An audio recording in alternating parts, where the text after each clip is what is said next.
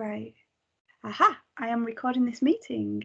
So, for the purposes of people who might be watching this video outside of this session, this is a pain management program session, and my name's Becky Sim. I'm a clinical psychologist and help coordinate the program, and we have invited a special guest along today, which is Sue Kidd, our lovely expert patient who's been known to the service for quite a few years now, would you say, Sue? And yeah, I think it's about 5 years. About 5 years, and yes. We've obviously you've been on a bit of a journey, and we've kind of been very fortunate to go on that journey with you, and kind of at this point it's a bit of a culmination of various factors that we were going to think about and reflect on as to kind of where you were and where you feel are now, and we thought we'd record the session in case we can post it to our website in case other patients might be interested, who are either thinking of coming on a pain management program or just want to kind of view this resource, this chat about living well despite pain and other chronic conditions, I guess. Yeah. So, I mean, I guess I know you fairly well, and we caught up the other day, and I was just kind of really interested. You'd kind of emailed me to tell me about where you're at these days, and it was lovely to read, and we caught up. So I just wondered if you could say a bit about your story, you know, sure. Where you've come from and how you got to where you are now. Okay, well, I've had health issues since I was sort of, very young, really, primary school age, and to varying degrees at different points through my life. So I've had quite some big ups and quite some big downs, and I've never really understood what was happening or what the cause was, sort of misdiagnosed with things and just quite dismissed, really. And then, I was diagnosed with chronic fatigue syndrome, but turned out that was a wrong diagnosis. That was when I was 17. So fast forward quite a lot of years and quite a lot of ups and downs in that time. I came on the pain management program. I think it was about 5 years ago. And previous to joining that, I think I'd had maybe 18 months leading up to it of quite a dramatic decline, really, and real increase in pain. Didn't really understand what was going on, what my problems were. So during the pain management program, I had found various doctors to go to as well while I was doing it, and I was diagnosed with hypermobile Ehlers-Danlos syndrome, which is a connective tissue disorder, and it makes my joints very unstable. They come out of place easily. It's to do with the collagen in your body. It's a genetic condition, so it affects literally everything. Like every system has an issue, every system, really. I was trying to think yesterday of a system that didn't have an issue. There isn't one, it's literally everything is affected.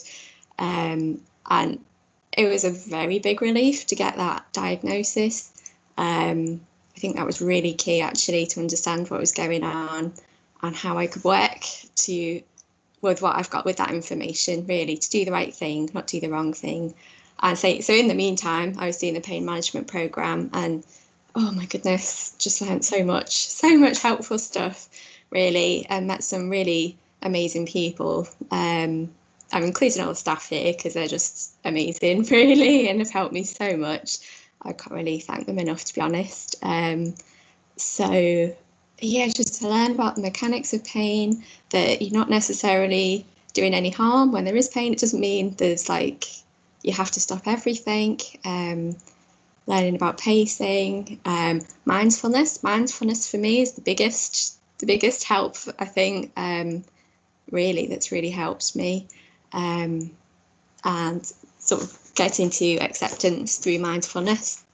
And sort of since doing the pain program, I sort of kept declining. My health sort of kept declining. It was really going downhill. I started using a wheelchair. I had a power wheelchair as well, which I've actually just sold, as it turns out, because I don't need it anymore. That was quite a big step.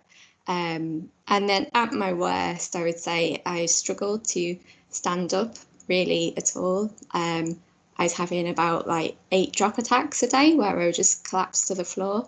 It was very difficult to stand. I think that was sort of a thing in the end. I've seen various doctors thought to be a functional neurological issue that's strongly related to hypermobility and POTS, which I have as well, which means my autonomic nervous system doesn't function properly. And so, yeah, at that point, I think I really started to think really seriously about exercise and what I could do.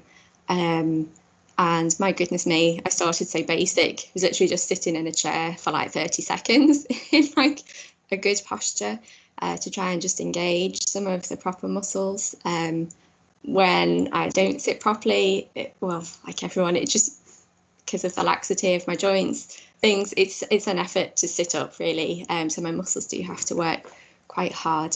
So after doing that for a little while, I started with some pedals just on the floor, just to like cycle a little bit. Would start again. I was talking like 30 seconds a day, wasn't anything major, and it was so key to start so small. Really, if I'd have pushed it too much, would have flared everything up. Then I'd be like, no, can't do it. It's too much. So this is probably getting on for over 18 months ago, and as that gradually managed to increase, I changed to exercise bike, which meant I was sitting more vertically, which is an issue for me. Like standing is an issue for me, and being really quite vertical is quite difficult. It's not as difficult now, I have to say.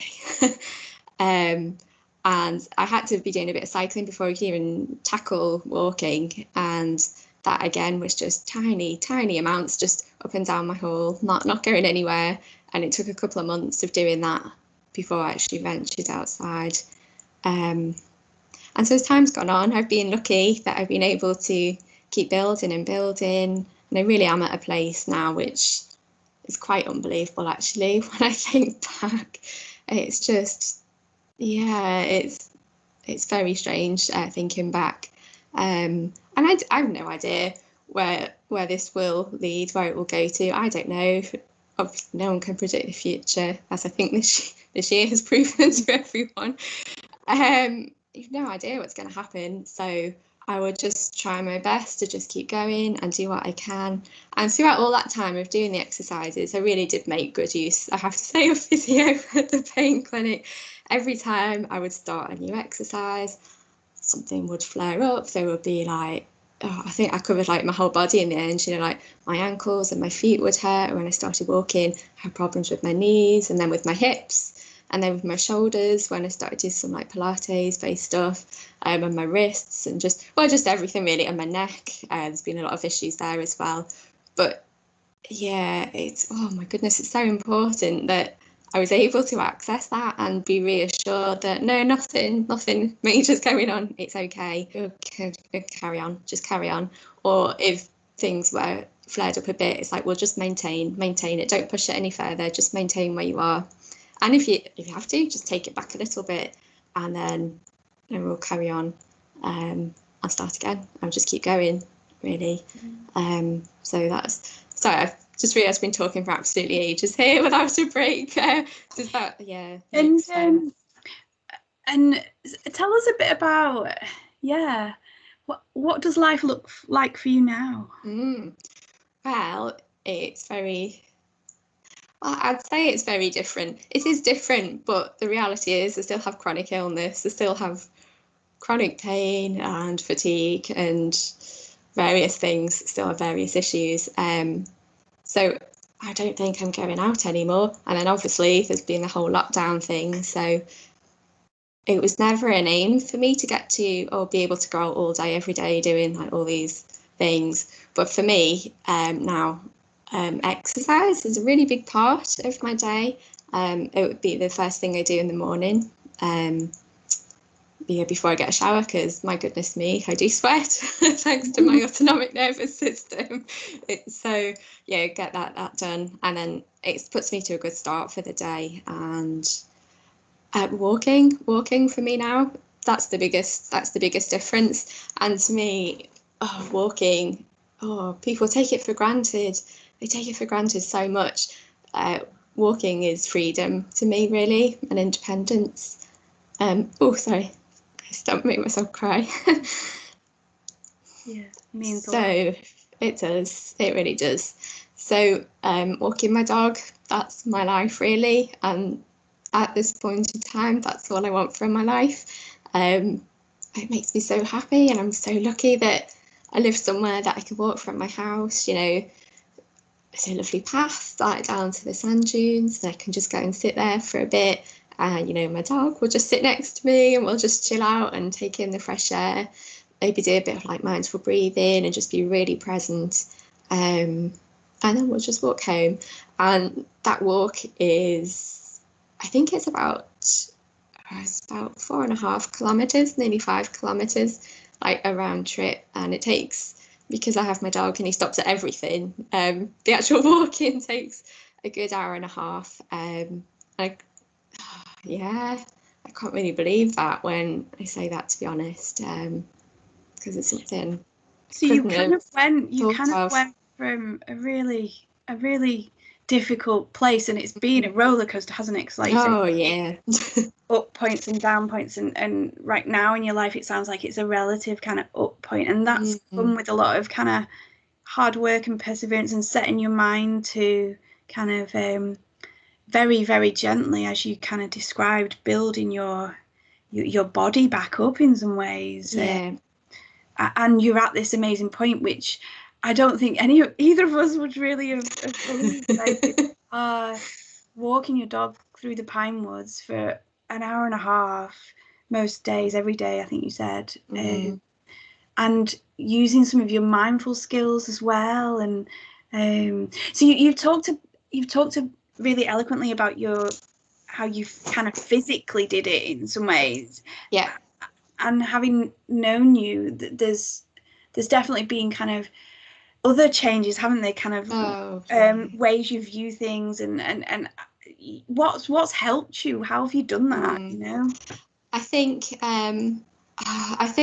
the biggest thing, to be honest, is like time. It takes time to like accept a situation. For me, I think like acceptance is just like, it's so important. And acceptance is not giving up, which 5 years ago, I think that's what I thought. I thought acceptance, it just means you're giving up. Like, I was just say, well, here I am, it's my situation, never mind. And that's just not the case at all, because I am accepting and I haven't given up, and I've made like such strong progress, really, that I wouldn't have thought of. This wasn't my end goal either. And I think the other thing maybe was setting like really small goals, like not looking too far ahead at all. Not, you know, when I started just using the little pedals, it was like, well, maybe at some point in a couple of months I could progress to using the exercise bike. It wasn't like, oh, I'll go for a walk for an hour and a half. I wasn't thinking far ahead at all. So it was just so, then when I would reach a goal, I would set another goal. So I don't know, maybe exercise bike for 15 minutes, build up to that. And these would take time. Would take time. I think if I'd have thought like really ahead and thought I could sort of miraculously improve my situation, it would have been quite overwhelming and quite a lot of pressure. And if it didn't happen, it was just a huge disappointment, really. So not looking too far ahead, I think, has helped. And I think as well as the acceptance, sort of a lot of thinking of, well, you know, you have like thoughts like, oh, why me? Like, why has this happened or whatever? What I've changed, like, my mindset to like, well, why not me? Why shouldn't I get sick? You know, there's no, for some reason, we seem to think that life should be all happy and smiley and healthy and you live to an old age, but it's not the case at all. Everybody has something to deal with, and it doesn't matter how big or little it is. Each person is valid in their reasons that they have to find life difficult. I think it's difficult, this one, not comparing yourself with other people is very difficult. it's very difficult, that especially with like social media and stuff, and seeing people you think that are living like an amazing life, but the reality is you don't know what their life is. You don't know what's going on behind closed doors. Yeah. No one is happy all the time. That's just not how it works. And you kind of, knowing you a bit, there were times where, I guess certainly when we first started talking, you kind of had a brain that would trip into worry and panic, because things were kind of very overwhelming, weren't they? You know, and there was other stuff going on. You know, like you say, life happens as well as dealing with these. How you and kind of, you've also talked about how you've learned to kind of be more present. How have you done that? Do you know what? I feel like since we talked about this and said about doing it, I've been trying to like rack my brain, trying to think like, how has this happened? Like, how has it happened? I think it's just been so gradual. Like the exercise, it's been a really gradual thing, not forcing myself to try and think in a way. But I think this is another one that is time that, you know, all right, try and learn when to spot like a worry pops in my head or a negative thought, and just to be able to acknowledge it and sit with it and just let it be there. And, you know, that's okay. It's just a thought, and it will pass. It will pass. Like, our thoughts change like all the time. They're just from one thing to another. So I think it's taken time for me to be able to spot when like worrying thoughts are happening. And I have quite a few anxiety disorders on top of everything else, so I am a big time worrier, big time. But that it has improved. It really has improved that, and I'm not 100% sure what that's all down to. I don't know. I've done quite a fair bit of reading up on mindfulness and learning like about myself, and not like self-help books, for want of a better term, just trying to discover like who I am, what makes me tick, what's important to me, like what are my values, and to try and focus on those and things that like make me happy and bring me joy, and accept that, well, you can't be happy all the time. Things aren't good all the time, and I have the thought now, which helps me actually when things are quite tough, because they have been tough. When, you know, when I'm in a bad situation, or that there's things going on, I know that it will pass. It will pass, like whatever issue it is, it will pass. Like things will be better at some point. But I'm also aware that at some point, well, things will just go down again. You know, nothing lasts forever. So things are always changing, and I've never been good with change, as you know. And learning to accept change as well actually is a big one for me that's helped. Sorry, I don't know if that makes any sense, to be honest. Yeah, it really does. It really does. It's kind of saying, actually, you know, a lot of the problems and challenges, they've not necessarily kind of gone away, especially the things you couldn't change or fix, but actually you're learning to roll with it more. You're learning to, what do they say in mindful living? They say kind of riding the waves or riding the storm. Yeah. And also the thing that just leapt out to me was, you talked about making a special effort to follow your values, and having to let some things go because they weren't important to, you know, in your life. So in what way have you followed your values, would you say? I think, and maybe this is like another thing as well, like to find out like what's important to you. Like, you're more than your condition and your illness or whatever issue that you have. You are more than that. You're a human being. You have interests, you have passions. Everyone has something that they're interested in, you know.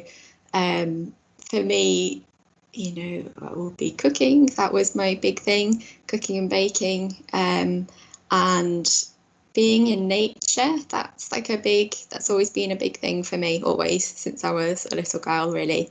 So I knew that was important to me. And when I do have time, like time by myself, actually, that's really important. Time by myself outside, getting some fresh air. That's that's like my thing now that I do to calm myself down, because it's really important. Like if it's just like, you know, I'm fortunate enough that I can walk that now, but it could have been just I would sit on the back doorstep, you know, and get in the fresh air, or sometimes just stick my head out a window, just get the fresh air. It just brings me back to myself. So nature and being aware of nature is really calming to me, really calming. So that's important to me. And, you know, I have other interests, and, you know, about like environmental issues and all sorts of different things that I'm interested in. And I think it's been important, and I've really recognised what they are. And yeah, that's maybe how I want to live my life, really, because you do get a bit of, you do have a choice really most of the time, how you want to live your life, what your attitude can be.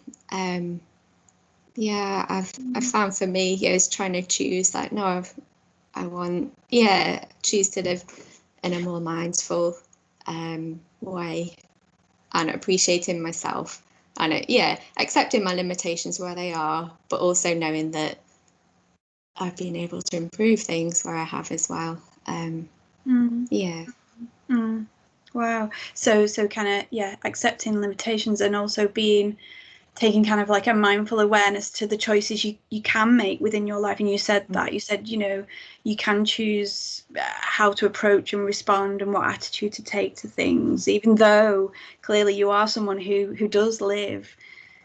still lives with challenges, and probably still will live with challenges. Yeah.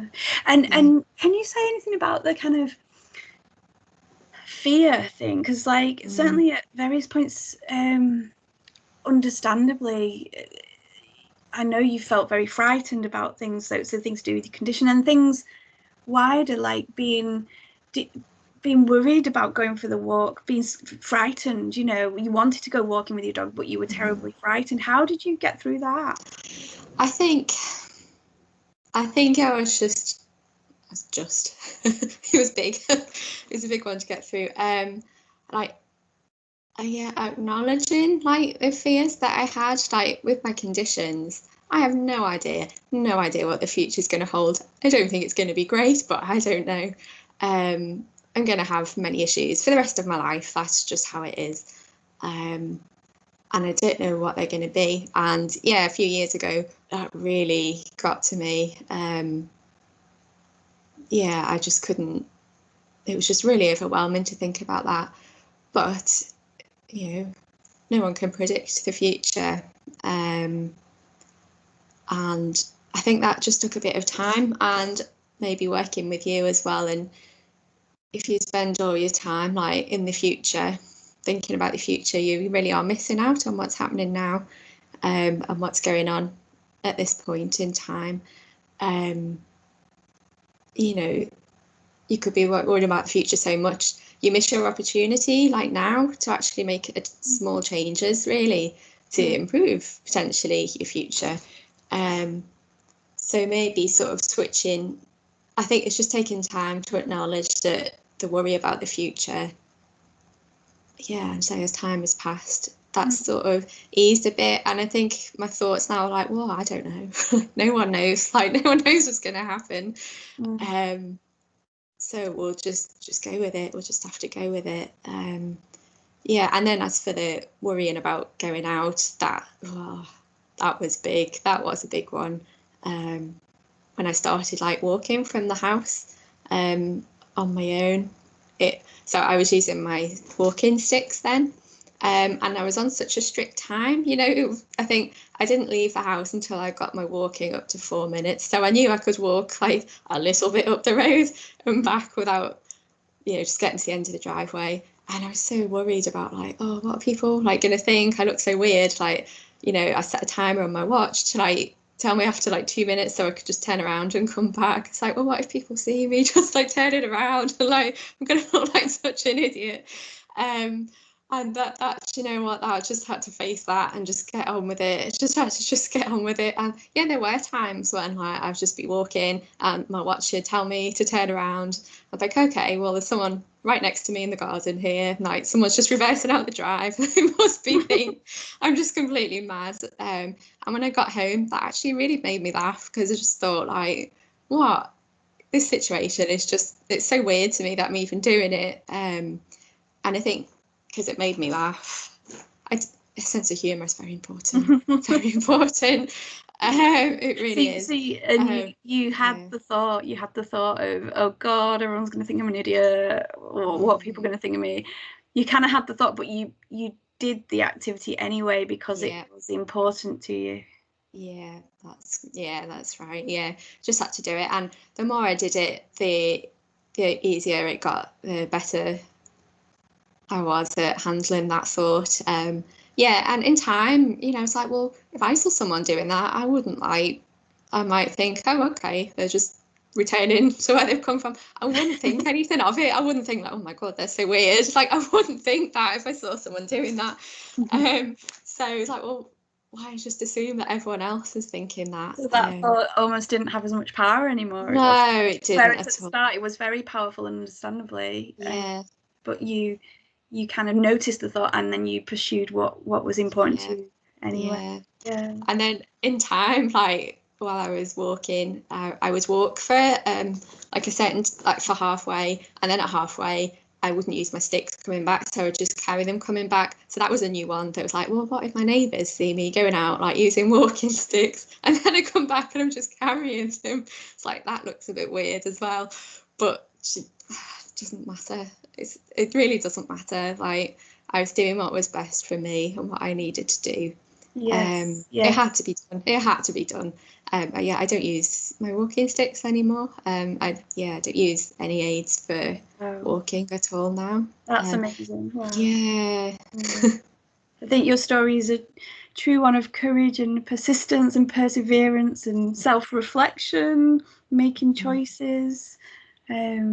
Wow. And yeah, certainly it's a story of ups and downs, and there's still ups and downs, I would imagine, within what you're working with right now. Wow. Oh yeah. And so you kind of wrote this really lovely piece of writing, and kindly sent it to me. It was called There's a Hole in My Boat. Yes, it did. Can you say anything about that? Yeah, so that sort of, that really was like not long after lockdown, really. Yeah, it was inspired by my dad, you know, this whole like, oh, we're all in it together, like talk of, you know, that you'll hear people on the telly. You're like, well, actually, no, we're not. We all have very different situations. And this situation affects us all. It affects everyone, but it does affect everyone in different ways, and in so many different ways. Like, it's unbelievable. So we all have our situation. So I think, talking to my dad, it's like, well, yeah, everyone's life is like sailing in their own boat, and yes, we're all on the same sea. So same things that affect the whole things that's going on in the world will affect everyone, but everyone's boat is a bit different because our situations are different. I don't know, it depends like where you live, like if you're rich or poor, like all sorts of things really. Any privilege that you might have, anything that could be used to discriminate against you, can really affect how you can manage your life. And to me, I've thought like having a chronic illness is just like having a hole in your boat. It's extra effort. It's just extra effort, and you have to keep like taking the water out. You just have to keep taking it out all the time. You have to keep managing it. To keep going, you just have to. And I think I felt it's not always so obvious, and no one knows what's going on in anyone's life really, unless you're really close with them.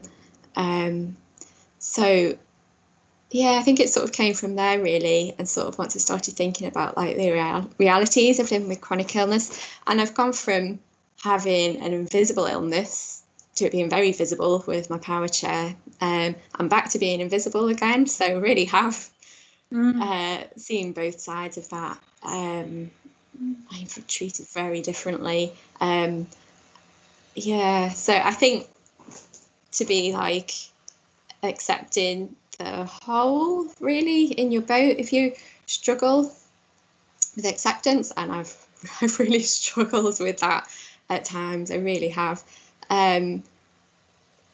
If you get like really frustrated and angry at your situation, you'll just end up rocking your boat, and you're making it even more unsteady. And it's not necessary. It's not necessary for me. Like, I know that now, and it's very, very easy to say that. It sounds very easy, but it's not. So you just need to keep taking the water out, really. And that's sort of like how I manage my conditions, you know, with, I don't know, exercise and diet and medical appointments and all sorts of things, and meditation and mindfulness. So yeah, it's a lot of effort that goes into managing a chronic illness whilst trying to live well. And I think that's what I wanted to emphasise, really. Especially when you look absolutely fine, which I get told a lot. It's like, oh, you look so well. It's like, okay, thank you, but I'm really not. And it reminded me of that kind of choosing to still sail your boat in a particular direction, even though you still have to look after the whole as well, kind of thing. Yeah. And it reminds, there's some psychology literature about you know, riding boats through storms and stuff, and I've not seen one so far about the hole in the boat, and that really struck me, because it kind of sounded like lots of the people I talked to, where they are learning to do what's right for them in order to keep going, essentially, and more than that, you know, to live a life where they have, you know, they can enjoy life, you know, even though there are illnesses you're having to manage still. Yeah. Oh, thank you. So what we're going to do is we're going to email the hole in the boat round if people are interested, and post it on our website as well, I think we have said. And at this point, before I just stop the recording, has any of the staff got any questions they want to ask Sue? If you want to unmute if you're staff and ask Sue a question, just so that we don't record any of our patients at this point.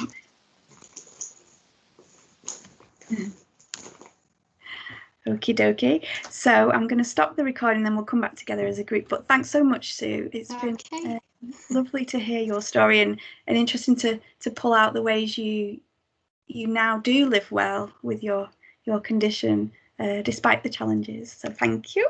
Oh, you're welcome. I'll work out how to. How do I do this?